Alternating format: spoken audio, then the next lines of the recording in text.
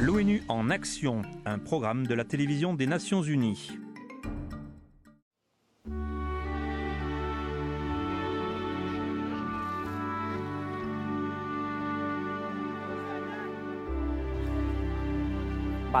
Je ne pouvais plus rien voir. Toutes les maisons autour de moi sont effondrées.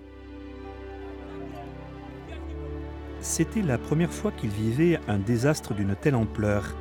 Quand le tremblement de terre est survenu en 2010, Dorsanville était au travail à Port-au-Prince. Il m'a fallu près d'une demi-heure pour réaliser ce qu'il venait de se produire.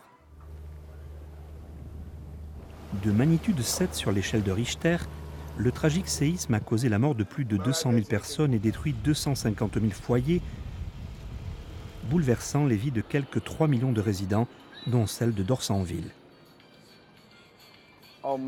J'ai perdu tout ce que j'avais quand ma maison s'est effondrée.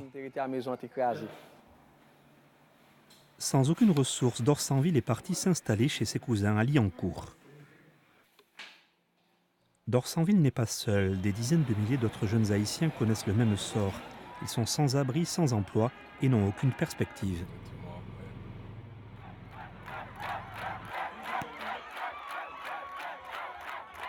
Le sport d'équipe est notamment l'un des moyens employés pour les préparer à reconstruire le pays. Ces Jeux font partie d'un projet financé en 2012 par le FNUD, le Fonds des Nations Unies pour la démocratie, intitulé « Éducation civique de la jeunesse rurale pour la reconstruction d'Haïti ». Il est piloté par l'APEL, l'association des parents d'élèves et des professeurs de Liancourt. Horace Eldridge, un responsable de la jeunesse se faisant appeler Sadrak, coordonne ces activités. C'est sport haïtien. Le football est un sport fait pour les Haïtiens.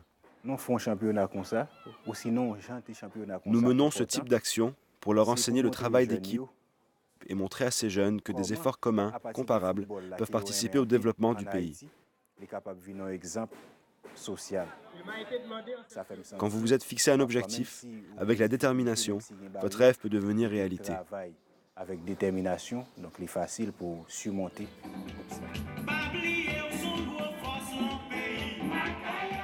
La radio est un autre moyen sur lequel Sadrak s'appuie pour toucher les jeunes de sa communauté, pour les tenir informés sur le projet. Et ces efforts portent leurs fruits, car son message radio a été entendu par Dorsanville.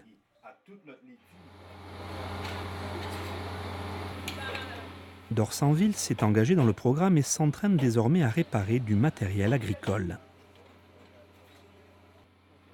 Il aura bientôt l'occasion d'utiliser ses nouvelles compétences pour remettre en état des machines agricoles, augmentant ainsi les récoltes, ce qui renforce l'économie. Le FNUD soutient également l'Agora, un magazine créé par des jeunes et destiné aux jeunes.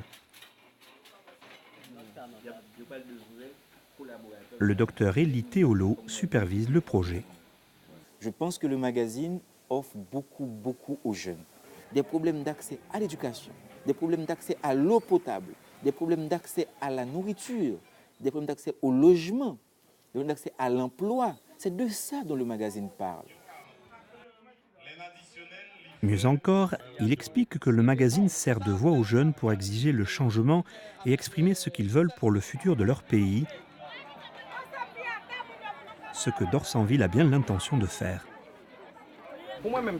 Ce que je veux, c'est que le gouvernement se concentre sur la jeune génération. Ici, nous avons trop de jeunes dans les rues qui ne font rien.